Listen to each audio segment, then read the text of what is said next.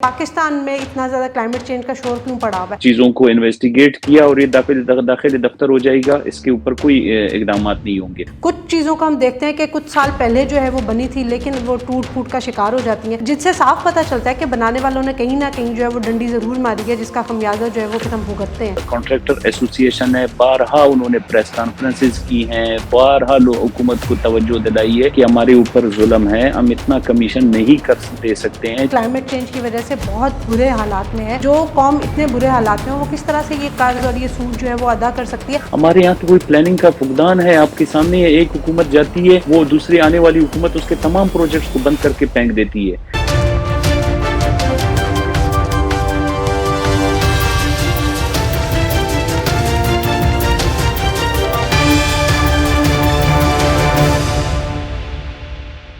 अस्सलाम वालेकुम नाज़रीन, प्रोग्राम वॉइस ऑफ बलोचिस्तान के साथ मैं हूं आपकी मेज़बान अफीफ़ा रॉ, और मेरे साथ बलोचिस्तान से ही मौजूद हैं साबिक वज़ीर आला अलाउद्दीन मरी साहब। अस्सलाम वालेकुम सर। वालेकुम अस्सलाम मैडम। सर, हमारे वीलॉग्स में जो है वो आप हमें बलोचिस्तान की सूरत हाल से आगाह करते रहते हैं, लेकिन इससे पहले वाले वीलॉग में जिस अहम बात की तरफ आपने इशारा किया था वो था क्लाइमेट चेंज और आने वाले जो है वो सख्त मौसम की पेशन गोई आपने की कि बहुत ज़्यादा सर्दी पड़ सकती है और हालात जो है वो काफ़ी ज़्यादा बुरे हो सकते हैं। तो आप ये बताइएगा कि क्लाइमेट चेंज के बारे में जो है वो लोगों ने नाम तो बहुत सुना हुआ है, लेकिन वो उसको उस तरह से अंडरस्टैंड नहीं करते कि क्लाइमेट चेंज की वजह से क्या हो रहा है, या पाकिस्तान में इतना ज़्यादा क्लाइमेट चेंज का शोर क्यों पड़ा हुआ है। तो उस पर ज़रा बताइएगा, फिर हम बलूचिस्तान की सूरत हाल के हवाले से भी इस पर बात करेंगे।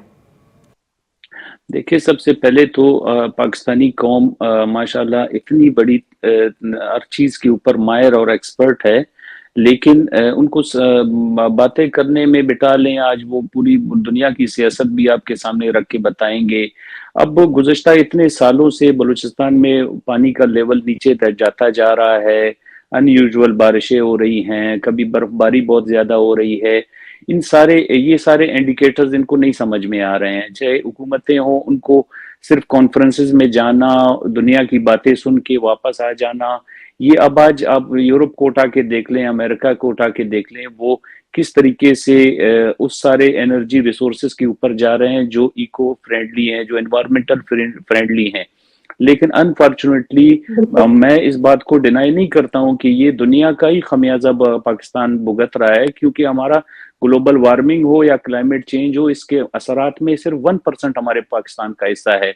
वो हम उसको ठीक नहीं कर सकते हैं, लेकिन हमको इन कुदरती आफात से बचने के लिए बहुत सारे तदाबीर हैं जो हम इस्तेमाल कर सकते हैं। अब जैसा कि पिछले दिनों में आपने देखा, ये सारी जो डैमेजेस हुए हैं हमारे सूबों में, ये डैम्स के टूटने की वजह से ज्यादा हुई, जो कि बड़े नाकिस तरीके से बने हुए थे। आज से कोई 2-3 दिन पहले ही इसकी रिपोर्ट CMIT, जो चीफ मिनिस्टर इंस्पेक्शन टीम है, उसने मुरतब की है और दाखिल दफ्तर कर दी है। दाखिल दफ्तर अल्फाज इसलिए मैं इस्तेमाल कर रहा हूँ कि उसके ऊपर कोई कार्रवाई नहीं होगी। ये प्रोग्राम मेरा और आपका रिकॉर्ड पे होगा कि उस पर किसी को ना सजा दी जाएगी, ना उसके मुहरकात को सामने लाया जाएगा। सिर्फ एक रिपोर्ट जिसके ऊपर भी पैसे खर्च हुए, चूंकि ऑफिसर्स गए, इन सारे चीजों को इन्वेस्टिगेट किया और ये दाखिल दफ्तर हो जाएगा, इसके ऊपर कोई इकदामात नहीं होंगे। सर, आपने डैम टूटने की बात की, मतलब यहाँ पे पुलों की या सड़कों की या डैम्स की अगर बात कर ली जाए तो बाज़ ऐसे हैं कि बहुत पुराने कई 100 साल पुरानी चीज़ें भी जो है वो इमारतें भी उसी तरह से चल रही हैं, लेकिन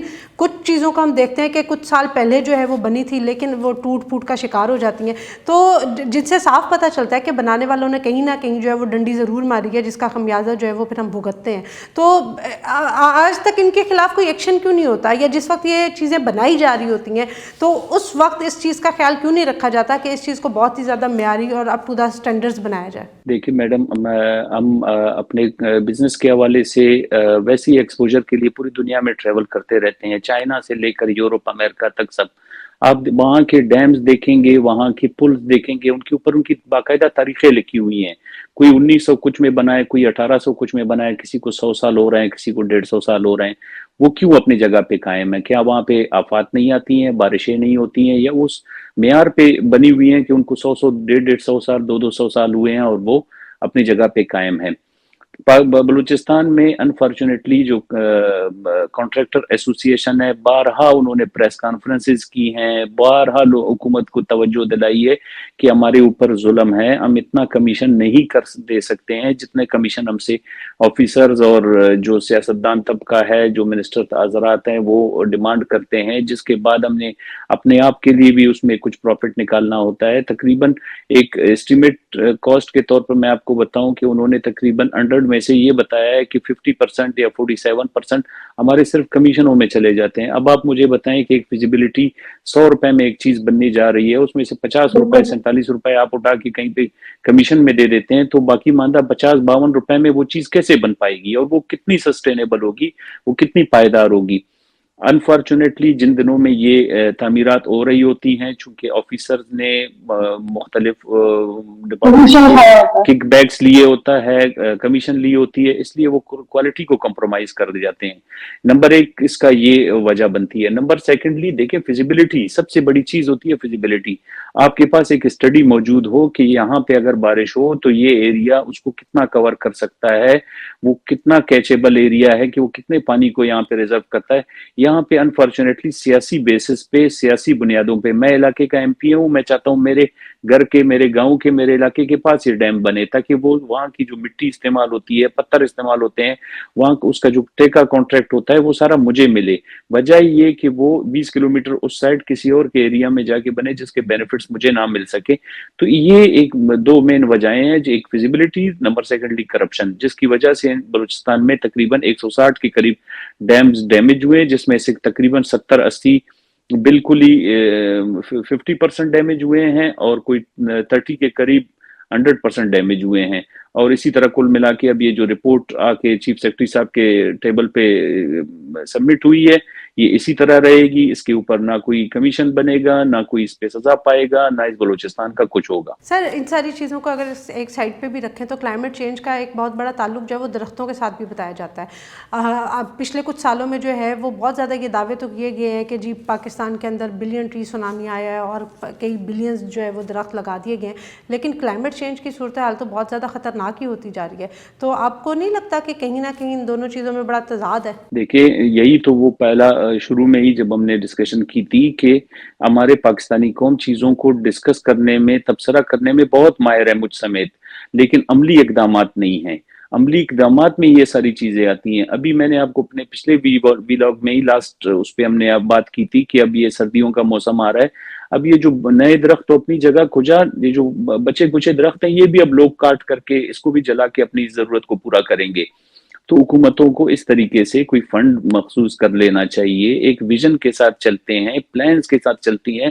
آج اگر یورپ کلائمیٹ چینج سے نپٹ رہا ہے، امریکہ نپٹ رہا ہے، ان کے پاس 10 سالہ 20 سالہ پلان موجود ہے کہ ہم نے آگے جا کے پر ایئر کتنا پولوشن کم کرنا ہے، کتنے نئے درخت لگانے ہیں، کس طرح چیزوں کو بہتر کرنا ہے۔ ہمارے یہاں تو کوئی پلاننگ کا فقدان ہے، آپ کے سامنے ہے، ایک حکومت جاتی ہے، وہ دوسری آنے والی حکومت اس کے تمام پروجیکٹس کو بند کر کے پھینک دیتی ہے، یہ صرف اس چکر میں کہ اس کی تختی کی اس پہ لگی ہوئی ہے۔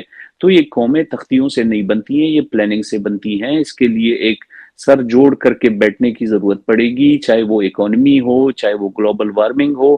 اس میں ایک اکراس دی بورڈ تمام پارٹیوں کو بیٹھ کر کے مشاورت سے، ایکسپرٹ کی ایکسپرٹیز کو لے کر کے، آج میں ایک کمپنی رن کرتا ہوں، اس کے لیے بھی میں اگر باہر سے کوئی فرم ہائر کرنا چاہوں تو مجھے اویلیبل ہے، وہ آ کے مجھے اسسٹ کرے گی کہ میں یہ پروڈکٹ کیسے بناؤں اپنے ملک میں۔ تو کیا ہمارے پاس انٹرنیشنل وہ موجود نہیں ہے، کنسلٹنٹس موجود نہیں ہے کہ جن کو ہم بلا کر کے بتائیں کہ جی یہ ہمارے معاملات ہیں؟ شکر الحمدللہ پاکستان میں اتنی قابلیت موجود ہے لوگوں کے اندر کہ وہ خود بھی اس کا سلوشن نکال سکتے ہیں، لیکن چونکہ دنیا مختلف، آپ دیکھتے ہیں G20 کانفرنس ہوتی ہے، ابھی شرم الشیخ میں 8 تاریخ سے کلائمیٹ چینج کے اوپر ایک کانفرنس ہونے جا رہی ہے، جس میں ہمارے وزیر خارجہ، ہمارے کلائمیٹ چینج کے منسٹر وہ پارٹیسپیٹ کرنے جا رہے ہیں۔ اسی طرح ہم ان کو انوائٹ کر سکتے ہیں کہ آپ آئیں ہمارے ملک میں بھی بتائیں، یا وہاں انہی کانفرنسز سے، انہی سیمینار سے سیکھ کر کے وہی मॉडल अपने मुल्क में अडॉप्ट कर सकते हैं। सर आप बात कर रहे हैं सीखने की और वो कॉन्फ्रेंसेस करवाने की और बाकी सारी चीज़ें, लेकिन हमने तो ये भी देखा कि जिस वक्त पाकिस्तान जो है वो फ्लड जैसी आफत से दो चार था और निपट रहा था और आधे से ज़्यादा पाकिस्तान जो है वो पानी के अंदर डूबा हुआ था, तो बाहर से बरतानिया के जो पार्लियामेंटेरियन थे वो इस पर आवाज़ उठा रहे थे, और मुल्कों के जो लोग हैं वो इस पर आवाज़ उठा रहे थे कि पाकिस्तान को चाहिए, पाकिस्तान का जो कर्ज है वो माफ़ होना चाहिए, क्योंकि ये क्लाइमेट चेंज की वजह से बहुत बुरे हालात में है। तो जो कौम इतने बुरे हालात में हो वो किस तरह से ये कर्ज और ये सूद जो है वो अदा कर सकती है, लेकिन पाकिस्तान से हमें कोई ऐसी आवाज़ उठाई नहीं, सुनने में नहीं आती। पाकिस्तान अनफॉर्चुनेटली अपनी सियासत और कुर्सियों और इक़्तिदार की जंग से बाहर आए तो वो इन सारी चीज़ों के ऊपर बात करे। सबसे बड़ा इंडिकेशन आप देखें कि सेक्रेटरी जनरल यूएन के सेक्रेटरी जनरल पाकिस्तान आए, उन्होंने जगह-जगह जाके विजिट किए, प्राइम मिनिस्टर और बिलावल भुट्टो ज़रदारी साहब उनको ले के फिरे हर जगह। जब उनको इस सारी चीज़ों की सीरियसनेस का अंदाज़ा था कि वो हमारे मुल्क का विजिट उन्होंने किया, उनकी बड़ी मेहरबानी है। उसके अलावा मैंने आपको बताया कि रेड क्रिसेंट एक बहुत फ़ाल इदारा बन के उभरा है और उसकी नई क़यादत जो आई है वो बहुत ही विल और विजन के साथ इस चीज़ों को लेकर चल रहा है, और आए दिन उनके कॉन्फ्रेंसेस में उनके साथ उनके मुख्तलिफ एक्टिविटीज़ को ज्वाइन भी करता हूँ और उनसे सीखने का भी मौका मिलता है। मैं देख रहा होता हूँ कि अभी भी वो जो है ना मुख्तलिफ डोनर कॉन्फ्रेंसेस करा रहे हैं। हमारे यहाँ तो बस आप देखें शुरू में अगस्त सितंबर में ये जैसी सैलाब की सूरत हाल, थोड़ी बहुत पानी का लेवल नीचे उतरा, लोग वापस अपनी सियासतों में लग गए। कहाँ का सैलाब, कहाँ की क्लाइमेट चेंज, कहाँ का डिजास्टर, कहाँ का आफत, किसी को कुछ मौजूद नहीं है। आपके कर्जे रीशेड्यूल होने चाहिए, आपके पास आगे के प्लान होने चाहिए। देखिए मैंने आपको बताया कि मुख्तलिफ मुल्कों की एम्बेसीज, इंटरनेशनल डोनर्स हमसे रब्ता कर रहे हैं कि आप हमें सजेशंस बताएं, आप हमें नीड्स बताएं, बलूचिस्तान में किस चीज़ की ज़रूरत है। हम अपने तौर पे उनको बता रहे हैं, उनको पेपर वर्क चाहिए, उनको ईमेल्स करके बता रहे हैं, उनको बहुत सारी ग्राउंड सिचुएशंस बता रहे हैं कि हमें प्री फैब्रिकेटेड घरों की ज़रूरत है। देखिए कच्चे घर, हम अगर आज जिनकी घर को पानी लेकर गया है, सुबह इनको दोबारा रिहेबिलिटेट करके उसी तरह के कच्चे घर बना कर देंगे, अगले दिन दोबारा बारिश होगी, अगले साल दोबारा पानी आएगा तो इनके घर वापस डूब जाएंगे। तो ये कहाँ की रिहेबिलिटेशन हुई? इसमें आपको देखना होगा कि कहाँ किस इलाके में हम किसी आबादी को रीलोकेट कर सकते हैं, कहाँ कहीं नए डैम्स बनाने की जरूरत है, कहाँ पानी का रुख मोड़ने की जरूरत है, कहाँ फसलों को प्रोटेक्ट किया जा सकता है कि अगर हम इस एरिया को छोड़ करके इन लोगों को सहूलतें दे करके इस एरिया में आबाद कर दें तो वहाँ वो एग्रीकल्चर भी कर पाएंगे, वो पानी से ऊपर के इलाके होंगे। देखिए इन सब के लिए सर जोड़ के बैठने की जरूरत है और एक मुल्की पॉलिसी की जरूरत है। हमने एक बाज़गश सुनी होगी चार्टर ऑफ इकोनॉमी और इस तरह के बहुत सारे। देखिए मैं आज इन सारी पार्टियों के से मेरा दिल बहुत सख्त खफा है, मैं बहुत अंदर से टूटा हुआ हूँ इनके हालात को देखते हुए। देखें ये मुल्क है तो हम है, यहाँ के जब तक इन लोगों की जरूरतों को हम मद्देनजर रखते हुए अपनी पॉलिसीज नहीं बनाएंगे हम आगे कभी नहीं बढ़ सकते हैं। हमें एक दूसरे को माफ करने की सकत अपने अंदर होनी चाहिए। अल्लाह पाक ने 1 मिनट लगाया, ये इतनी सारी सैलाबी सूरत हाल हमारे अंदर आई और हम इतने बुरे मुश्किल हालात से गुजरे। तो अगर अल्लाह के लिए कोई मुश्किल नहीं है कि हमारे हालात बेहतर भी कर सकता है, लेकिन उसके लिए हमें भी सर जोड़ के बैठना पड़ेगा, एक दूसरे को माफ करने की, टॉलरेट करने की। इस्लाम जहां आपको तमाम चीज़ों की इजाज़त देता है वहाँ आपको बर्दाश्त की भी इजाज़त देता है। अनफॉर्चुनेटली हमारे माशरे में अदम बर्दाश्त ख़त्म हो चुका है, यहाँ पे बिल्कुल भी लोग एक दूसरे को बर्दाश्त नहीं कर पा रहे हैं, न दूसरे की बात सुनने को तैयार हैं। और यही वजह है कि हम आज इस मकाम पे मौजूद हैं और हम अपने हर व्लॉग में एक नेगेटिव और एक खतरे की तरफ ही चीज़ों को डिस्कस कर रहे हैं, बजाय ये कि हम कोई प्रोडक्टिविटी की तरफ जाते हैं कि हमारे मुल्क में अच्छा क्या होने जा रहा है। CPEC में अब प्राइम मिनिस्टर का विजिट हुआ है, चाइना दोबारा चाह रहा है कि वो गवादर में इन्वेस्टमेंट करे, और एक सऊदी अरब की से एक अच्छी खबर आई है कि कोई पेट्रोलियम रिफाइनरी लगाने की बात हो रही है गवादर में। तो ये बहुत सारी अच्छी चीजें भी हैं। हम इन सारी नेगेटिविटियों से निकल के हमें अपॉर्चुनिटीज की तरफ जाना चाहिए। 2 नेबरिंग कंट्रीज हमारे पास है। मैं परसों तरसों रिपोर्ट पढ़ रहा था कि अफगानिस्तान से हमारी जितनी एक्सपोर्ट है इतना ही इंपोर्ट है हमारा उनके साथ। जी नाज़रीन, आपने अलाउद्दीन मरी साहब की बात सुनी कि हम लोग जो है वो इस वक्त बहुत शदीद ख़तरे में घिरे हुए हैं, दुश्मन को हमें ख़तरा पहुंचाने की कोई ज़रूरत नहीं है, हम अपने लिए खुद ही जो है वो जहर बन चुके हैं। लेकिन बहुत कुछ प्रोडक्टिव भी हो रहा है। जो 2 ममालिक के दौरों का जिक्र किया अलाउद्दीन मरी साहब ने, उस पर भी और CPEC पर भी आने वाले दिनों में क्या डेवलपमेंट्स हो सकती हैं ज़रूर बात करेंगे अपने आने वाले व्लॉग्स में। लेकिन आज के व्लॉग के लिए इतना ही। अंटिल द नेक्स्ट टाइम, अल्लाह हाफ़िज़।